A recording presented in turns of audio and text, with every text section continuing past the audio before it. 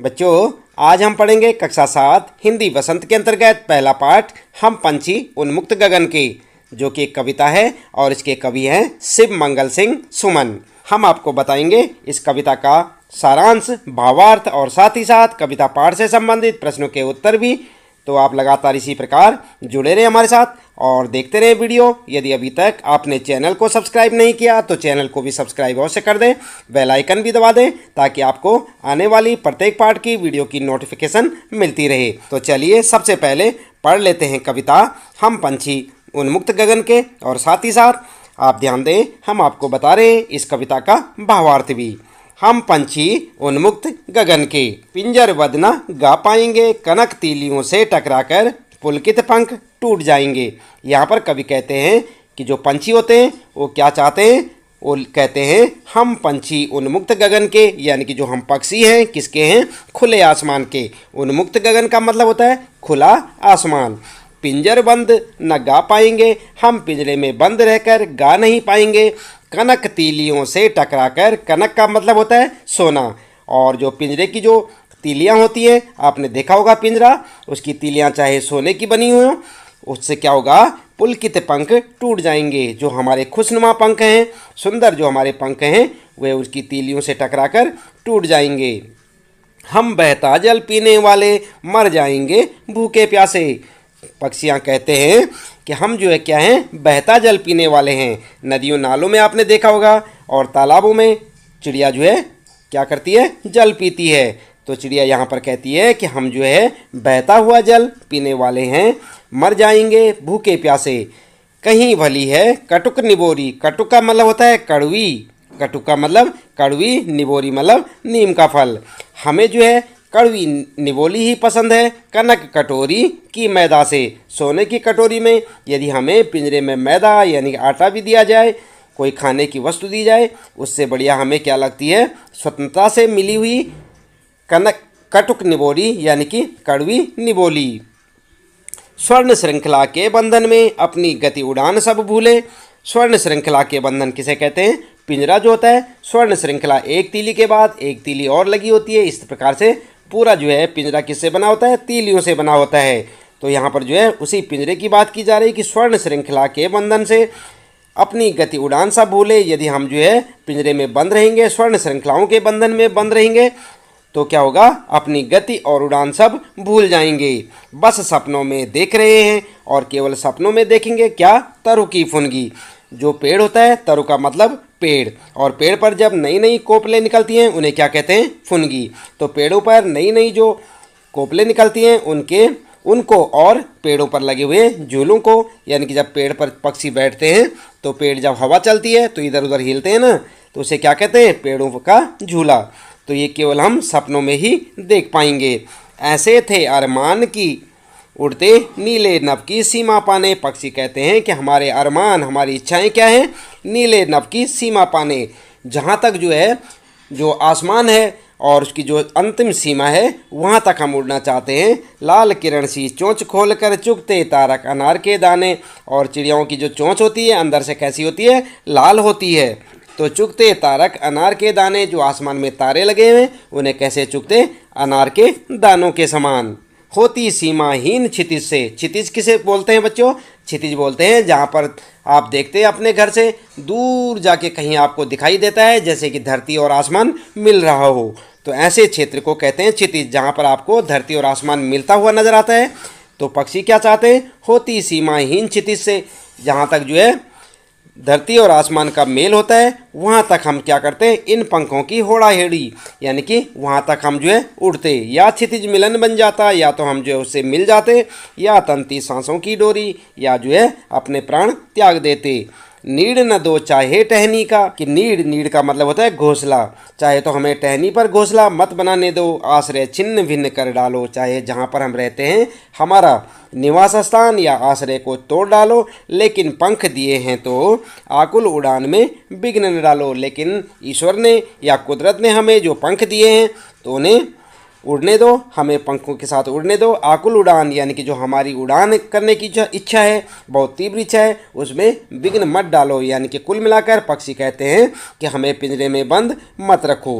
ठीक है, तो इस प्रकार से इस कविता को आप जो है यहाँ से पढ़ सकते हैं और इसका सारांश जो है हम आपको अब बताने वाले हैं। चलिए ज़्यादा देर न करते हुए अब जान लेते हैं इस कविता का सारांश। तो यहाँ पर जो है पाठ का सारांश आप किस प्रकार से लिख सकते हैं। यह कविता कवि शिव मंगल सिंह सुमन द्वारा लिखी गई है, जिसमें कवि ने पक्षियों के माध्यम से स्वतंत्रता के मायने समझाए हैं। पक्षी कह रहे हैं कि हम खुले आसमान में रहते हैं, यदि हमें पिंजरे में बंद कर दिया गया तो हम अपना मधुर गीत नहीं गा पाएंगे। सोने के पिंजरे में भी खुशी से फड़फड़ाते हमारे पंख उससे टकराकर टूट जाएंगे। पक्षी कहते हैं हमें नदियों झरनों का बहता जल पीना पसंद है, पिंजरे के अंदर हमारी भूख प्यास नहीं मिटेगी। हमें आज़ाद रहकर कड़वे नीम का फल खाना, गुलामी में रहकर सोने की कटोरी में मैदा खाने से ज़्यादा पसंद है। पक्षी कहते हैं सोने की जंजीरों के बंधन में रहकर हम अपनी चाल और उड़ने का ढंग सब भूल जाएंगे। हम तो वृक्ष की ऊंची डालियों पर झूला झूलने का सपना देखते हैं। पक्षियों की इच्छा खुले नीले आसमान में उड़ने की है। उड़ते हुए वे आसमान की सीमा को छूना चाहते हैं। वे अपनी चोंच से आसमान के तारों को अनार के दानों के समान चुगना चाहते हैं। आसमान में उड़ते हुए पक्षियों में एक होड़ा होड़ी सी लग जाती है। वे आसमान की उस सीमा को छू लेना चाहते हैं जिसका कोई अंत नहीं है। वे यही इच्छा लेकर आसमान में उड़ते हैं कि या तो वे मंजिल को प्राप्त कर लेंगे या फिर मंजिल पाने की चाह में उनकी सांसें ही उखड़ जाएंगी, अर्थात वे मर जाएंगे। तो इस प्रकार से बच्चों ये था यहाँ पर इस कविता पाठ का सारांश। इसके बाद बच्चों आगे बात करते हैं अभ्यास प्रश्नोत्तर में। और इस पाठ में जो प्रश्न दिए हुए हैं, सबसे पहला प्रश्न है हर तरह की सुख सुविधाएं पाकर भी पक्षी पिंजरे में बंद क्यों नहीं रहना चाहते। तो ध्यान दें बच्चों, पक्षी जो है पिंजरे में बंद क्यों नहीं रहना चाहते। उत्तर में आप लिख सकते हैं पक्षियों के पास पिंजरे के अंदर वे सारी सुख सुविधाएं हैं जो एक सुखी जीवन जीने के लिए आवश्यक होती हैं, लेकिन वह परतंत्र है यानी कि गुलाम है। हर तरह की सुख सुविधाएं पाकर भी पक्षी पिंजरे में बंद नहीं रहना चाहते, क्योंकि उन्हें बंधन नहीं अपितु स्वतंत्रता पसंद है। वे खुले आकाश में ऊंची उड़ान भरना, नदी झरनों का बहता जल पीना, कड़वी निबोरियां खाना ही पसंद करते हैं। कवि ने पक्षी के माध्यम से बंधन मुक्त जीवन की कल्पना की है। तो इस प्रकार से आप अपना उत्तर लिख सकते हैं यहाँ पर बच्चों। ये पहला प्रश्न है और उसका उत्तर अच्छे से याद भी करें। इसके बाद बात करते हैं यहाँ पर दूसरा प्रश्न है पक्षी उन्मुक्त रहकर अपनी कौन कौन सी इच्छाएं पूरी करना चाहते हैं। उत्तर में लिखेंगे पक्षी उन्मुक्त रहकर नीम के पेड़ से कड़वी निबोरियां खाना, खुले और विस्तृत आकाश में उड़ना, नदियों झरनों का बहता हुआ शीतल जल पीना, पेड़ की सबसे ऊंची टहनी पर झूलना और क्षितिज से मिलन करने की होड़ करते हुए अन्य पक्षियों के साथ उड़ान भरना इत्यादि इच्छाओं को पूरी करना चाहते हैं। ठीक है, तो इस प्रकार से आप लिख सकते हैं। और ये जो है आपका दूसरा प्रश्न है बच्चों और उसका उत्तर। इसके बाद बात करते हैं यहाँ पर तीसरा प्रश्न है भाव स्पष्ट कीजिए, या तो क्षितिज मिलन बन जाता या तंती सांसों की डोरी। तो यहाँ पर आपने भाव स्पष्ट करना है इन लाइनों का, या तो क्षितिज मिलन बन जाता या तंती सांसों की डोरी। तो यहाँ पर क्या लिखेंगे आप, उत्तर लिखेंगे प्रस्तुत पंक्ति का भाव यह है कि पक्षी क्षितिज के अंत तक जाने की चाह रखते हैं जो कि मुमकिन नहीं है, परंतु फिर भी क्षितिज को पाने के लिए पक्षी किसी भी स्थिति का सामना करने के लिए तैयार हैं, यहाँ तक कि वे इसके लिए अपने प्राणों को भी न्योछावर कर सकते हैं। अर्थात स्वतंत्रता की कीमत उनके लिए प्राणों से बढ़कर है। तीसरा प्रश्न है और उसका उत्तर। चौथा प्रश्न आता है बच्चों और चौथे प्रश्न में दो प्रश्न यहाँ पर 4.1 यानी कि चौथे का पहला, बहुत से लोग पक्षी पालते हैं, पक्षियों को पालना उचित है अथवा नहीं। अपना विचार लिखिए, अपने विचार आप यहाँ पर लिखेंगे। उत्तर में लिख सकते हैं मेरे अनुसार पक्षियों को पालना बिल्कुल भी उचित नहीं है, क्योंकि ईश्वर ने उन्हें उड़ने के लिए पंख दिए हैं, इसलिए उन्हें बंधन में रखना सर्वथा अनुचित है। अपनी इच्छा से ऊंची दूर तक उड़ान भरना, पेड़ों पर घोंसले बनाकर रहना, नदी झरनों का जल पीना, फल फूल खाना ही उनकी स्वाभाविक प्रवृत्ति है। आप किसी को भी कितना ही सुखी रखने का प्रयास करें, परंतु उसके स्वाभाविक परिवेश से अलग करना अनुचित ही माना जाएगा। आज़ादी अनमोल है, सैकड़ों स्वर्णिम मुद्राएं देकर भी उसे खरीदा नहीं जा सकता। तो इस प्रकार से आप लिख सकते हैं। आप अपने हिसाब से भी लिख सकते हैं बच्चों, ये तो मैंने अपने विचार से आपको बताया कि इस प्रकार से आप लिख सकते हैं। चाहे तो आप अपने हिसाब से भी इसका उत्तर लिख सकते हैं, जैसे आपको उचित लगे।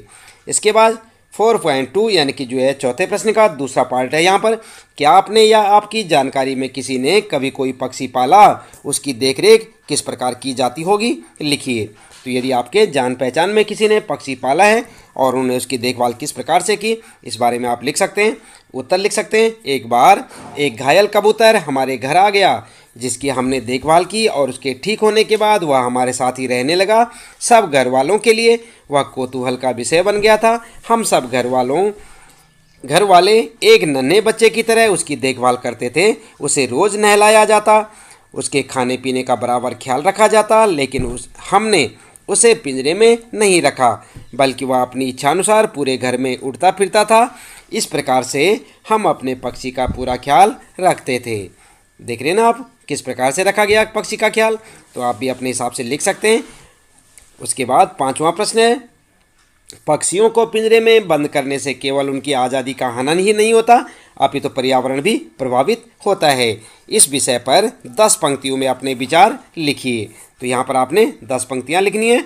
उत्तर में आप लिख सकते हैं, पक्षियों को पिंजरे में बंद करने से सबसे बड़ी समस्या पर्यावरण में आहार श्रृंखला असंतुलित हो जाएगी। जैसे घास को छोटे कीट खाते हैं तो उन कीटों को पक्षी खाते हैं। आपको मालूम है ना, यदि पक्षी न रहें तो इन कीटों की संख्या में वृद्धि हो जाएगी, जो हमारी फसलों के लिए उचित नहीं है। इस कारण पर्यावरण असंतुलित हो जाएगा।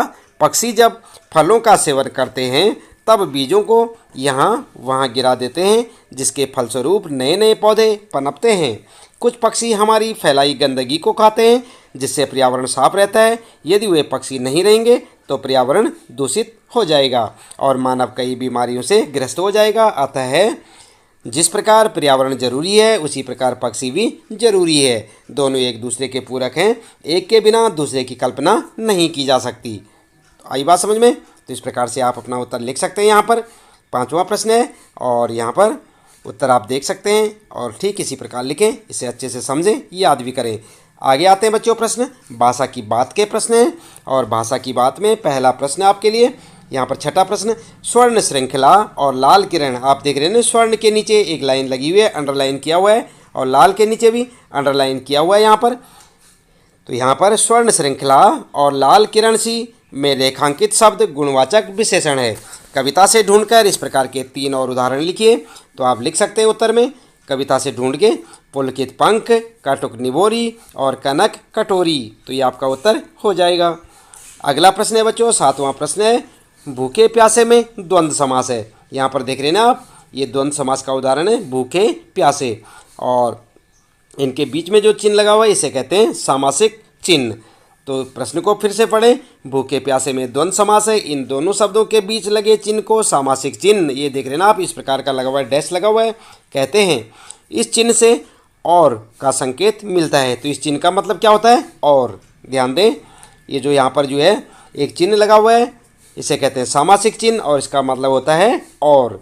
इसी प्रकार इस चिन्ह से और का संकेत मिलता है, जैसे भूखे प्यासे, भूखे और प्यासे, और भूख और प्यास। आप समझ सकते हैं इसे, इसका मतलब क्या हुआ? भूख और प्यास। इस प्रकार के 10 अन्य उदाहरण खोजकर लिखिए और आप लिख सकते हैं अमीर गरीब। आप लिख सकते हैं उत्तर में अमीर गरीब, इसका मतलब क्या होगा?